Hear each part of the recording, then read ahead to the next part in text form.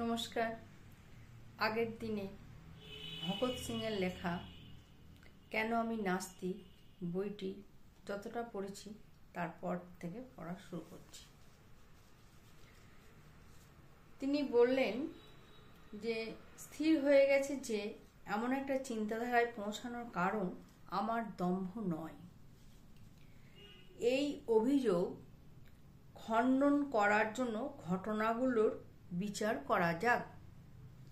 আমার এই বন্ধু বান্ধবদের মতে আমার অসার আত্মশ্লাঘার কারণ সম্ভবত দিল্লির বোমা মামলা এবং লাহোর ষড়যন্ত্র মামলার বিচারে আমার অহেতুক জনপ্রিয়তা অর্জন। বেশ, তাহলে তাদের যুক্তি সঠিক কিনা দেখা যাক। আমার নাস্তিকতার জন্ম খুব সাম্প্রতিক কালে নয়। আমি যখন আমার ঈশ্বর বিশ্বাস পরিত্যাগ করি তখন আমি একজন অজ্ঞাত নবীন যুবক, যার অস্তিত্ব সম্পর্কে আমার এই বন্ধুরা এমনকি সচেতনও ছিলেন না। একজন কলেজ ছাত্র কি এমন অহেতুক কোনো দম্ভ পোষণ করতে পারে যা তাকে নাস্তিকতার পথে ঠেলে দিতে পারে? একটা কলেজ ছাত্র কি এমন দম্ভ পোষণ করবে যেটা তার নাস্তিকতার পথে ঠেলে দিতে পারে? নিশ্চয়ই কোনো কারণ আছে।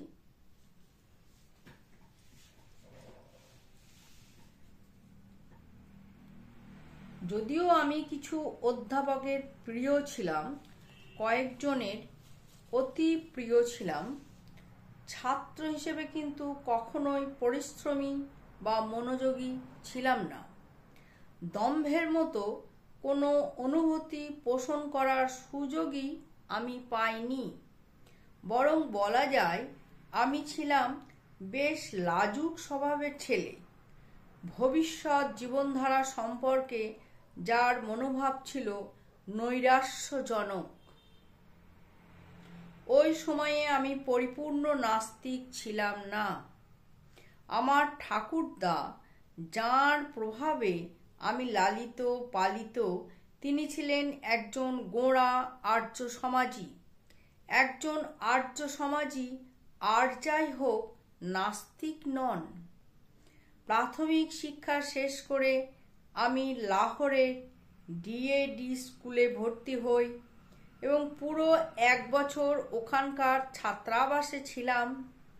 সেখানে সকাল ও সন্ধ্যায় প্রার্থনা ছাড়াও আমি ঘন্টার পর ঘন্টা গায়ত্রী মন্ত্র জপ করতাম। ওই সময় আমি পুরো ভক্ত ছিলাম। পরবর্তীকালে আমি আমার বাবার সঙ্গে বাস করতে আরম্ভ করি।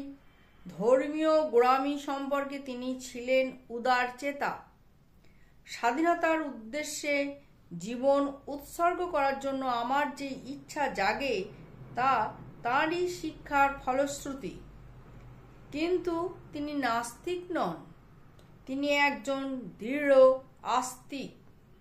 পড়ত, পূজা অর্চনা করতে তিনি আমাকে উৎসাহিত করতেন। সুতরাং আমি এভাবেই বেড়ে উঠেছিলাম। অসহযোগ আন্দোলনের সময় আমি ন্যাশনাল কলেজে যোগদান করি। সেখানেই আমি চিন্তার ক্ষেত্রে উদার হতে থাকি এবং বিভিন্ন ধর্মীয় সমস্যা, এমনকি ঈশ্বর সম্পর্কিত আলোচনা সমালোচনা করতে থাকি। কিন্তু তখনও আমি ঘোরতর আস্তিক। ওই সময় আমি আছাঁটা অবিন্যস্ত লম্বা লম্বা চুল রাখতে থাকি। কিন্তু শিখ বা অন্য কোনো ধর্মের পৌরাণিক কাহিনী বা মতবাদে আমি কখনো আস্থা রাখতে পারিনি। তবুও ঈশ্বরের অস্তিত্বে আমার দৃঢ় বিশ্বাস ছিল। পরবর্তীকালে আমি বিপ্লবী দলে যোগদান করি। প্রথমে আমি যে নেতার সংস্পর্শে আসি তিনি দৃঢ় ঈশ্বর বিশ্বাসী না হলেও ঈশ্বরের অস্তিত্ব অস্বীকার করতে সাহস পাননি।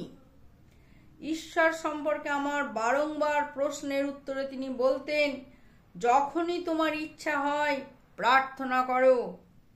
এ হলো নাস্তিকতাবাদের তত্ত্ব গ্রহণ করতে যে সাহসের প্রয়োজন, তা ছাড়াই নাস্তিক হওয়া। দ্বিতীয় যে নেতা সংস্পর্শে আমি আসি, তিনি ছিলেন পরম ঈশ্বর বিশ্বাসী। নামটা বলি, শ্রদ্ধেয় কমরেড শচীন্দ্রনাথ সান্যাল, যিনি এখন করাচি ষড়যন্ত্র মামলায় যাবজ্জীবন কারাদণ্ড ভোগ করছেন। তাঁর বিখ্যাত একমাত্র বই বন্দি জীবনের একেবারে প্রথম পৃষ্ঠা থেকেই প্রচণ্ডভাবে ঈশ্বরের মহিমা গীত হয়েছে। ওই চমৎকার বইটির দ্বিতীয় অংশের শেষ পৃষ্ঠায় বেদান্তবাদজনিত চিন্তা থেকে ঈশ্বরের প্রতি যে অতীন্দ্রিয় প্রশংসাবাণী বর্ষিত হয়েছে, তা তাঁর চিন্তার একটি বিশিষ্ট অংশ। 1925 সালের 28শে জানুয়ারি সমগ্র ভারতবর্ষে যে বিপ্লবী প্রচারপত্র বিতরণ করা হয় মামলার বাদীপক্ষের বক্তব্য অনুসারে, তা তাঁরই চিন্তার ফসল। গোপন কাজকর্মে যা অবশ্যম্ভাবী বিশিষ্ট কোনো নেতা নিজস্ব চিন্তাধারা প্রকাশ করেন, যা তার নিজের কাছে খুবই প্রিয়, এবং মতের ভিন্নতা থাকলেও কর্মীদের তাতে মৌন সম্মতি দিতে হয়। ওই প্রচারপত্রের পুরো একটা প্যারাগ্রাফ সর্বশক্তিমান ও তাঁর লীলা ও কর্মের প্রশংসায় মুখরিত। এসবই অতীন্দ্রিয়বাদ। আমি যা দেখাতে চাইছি তা হলো নাস্তিকতার ধারণা বিপ্লবী দলে অঙ্কুরিতই হয়নি। বিখ্যাত কাকুরি শহীদদের সকলেই তাদের শেষ দিনগুলো প্রার্থনা করে কাটিয়েছেন। রামপ্রসাদ বিসমিল ছিলেন একজন গোঁড়া আর্য সমাজী। সমাজতন্ত্র ও সাম্যবাদ সম্পর্কে ব্যাপক পড়াশোনা থাকা সত্ত্বেও রাজেন লাহিড়ী উপনিষদ ও গীতার শ্লোক আবৃত্তি করার স্পৃহা চেপে রাখতে পারেননি। তাঁদের মধ্যে মাত্র একজনকেই আমি জানি যিনি কখনো প্রার্থনা করেননি। তিনি বলতেন, দর্শন হলো মানুষের দুর্বলতা এবং জ্ঞানের সীমাবদ্ধতার ফল। তিনি যাবজ্জীবন দ্বীপান্তর বাসের শাস্তি ভোগ করছেন, কিন্তু তিনিও ঈশ্বরের অস্তিত্ব অস্বীকার করার মতো দুঃসাহস দেখাননি। ওই সময় পর্যন্ত আমি ছিলাম শুধুই একজন কল্পনাপ্রবণ ভাববাদী বিপ্লবী বিশেষ। তখনও পর্যন্ত আমরা কেবল অনুসরণই করতাম। তারপর এলো সমস্ত দায়িত্ব বহন করার সময়। অবসম্ভাবী প্রতিক্রিয়ার ফলে কিছুদিনের জন্য দলের অস্তিত্ব রক্ষায় অসম্ভব হয়ে উঠল। শুধু নেতারা নন, অতি উৎসাহী কমরেডরাও আমাদের প্রতি বিদ্রূপ বাক্য বর্ষণ শুরু করলেন। কিছুদিনের জন্য আমি ভীত হয়ে পড়লাম। যে কোনো দিন হয়তো আমি আমাদের কর্মসূচির অসারতায় বিশ্বাসী হয়ে পড়ব। ওদের মতো আমিও হয়তো বিশ্বাসী হয়ে পড়ব, এটা ভাবছিলেন ভগৎ সিং। ওই সময়টা আমার বিপ্লবী জীবনের একটা সন্ধিক্ষণ। অধ্যয়নের ডাক আমার মনের আনাচে কানাচে ধ্বনিত প্রতিধ্বনিত হতে লাগলো। প্রতিপক্ষের যুক্তিগুলি খণ্ডন করার জন্য নিজেকে গড়ে তুলতে হলো অধ্যয়ন করো। প্রতিপক্ষের যুক্তিগুলি খণ্ডন করার জন্য নিজেকে গড়ে তুলতে হলে অধ্যয়ন করো। পড়াশোনা করা হচ্ছে একমাত্র তখন কাজ। না জানলে তো যুক্তিগুলো খণ্ডন করা যাবে না। তোমার বিশ্বাসের সপক্ষে যুক্তি দ্বারা নিজেকে তৈরি করার জন্য অধ্যয়ন করো। আমি পড়তে আরম্ভ করলাম।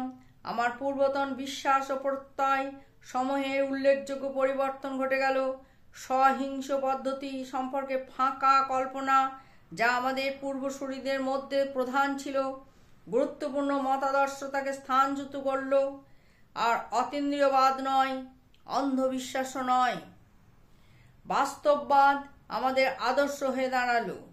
ভয়ঙ্কর রকম প্রয়োজনের সময়ই শক্তি প্রয়োগ সমর্থনযোগ্য। নীতি হিসেবে সমস্ত রকমের গণ আন্দোলনে অহিংসা অপরিহার্য।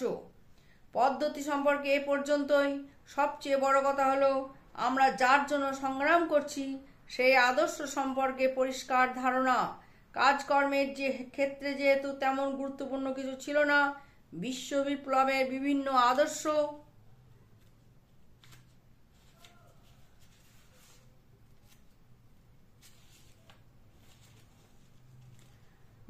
আদর্শ সম্পর্কে পড়াশোনা করার বিস্তর সুযোগ আমি পেয়েছিলাম। নৈরাজ্যবাদী নেতা বাকুনিন, সাম্যবাদের জনক মার্কসের কিছু এবং লেনিন ও ট্রটস্কি এবং অন্যান্যদের অনেক লেখা পড়লাম, যারা তাদের দেশে সাফল্যের সঙ্গে বিপ্লব সংগঠিত করেছেন। এরা সকলেই ছিলেন নাস্তিক। বাকুনিনের ঈশ্বর ও রাষ্ট্র টুকরো টুকরো হলেও ওই বিষয়ে কৌতূহল উদ্দীপক গবেষণা আরও পরে নিরালম্ব স্বামী কর্তৃক লিখিত সাধারণ জ্ঞান নামক একখানা পুস্তক পেলাম। এ ছিল আমার অতীন্দ্রিয় নাস্তিকতাবাদ। আমার নিকট বিষয়টা অত্যন্ত গুরুত্বপূর্ণ হয়ে দাঁড়ালো। বিশ্বকে সৃষ্টি করেছেন, পরিচালনা ও নিয়ন্ত্রণ করেন এমন সর্বশক্তিমান পরম সত্তার অস্তিত্ব সম্পর্কিত তত্ত্বের অসারতায় আমার দৃঢ় প্রত্যয় জন্মালো 1926 সালের শেষাশেষি। আমার অবিশ্বাস আমি প্রকাশ করলাম। আমার বন্ধু বান্ধবদের সঙ্গে এ বিষয়ে আলোচনা শুরু করলাম এবং আমি একজন সুস্পষ্ট নাস্তিক হয়ে গেলাম। কিন্তু তাতে অবস্থা কি দাঁড়ালো তা আমি আলোচনা করছি এর পরের দিন বলবো।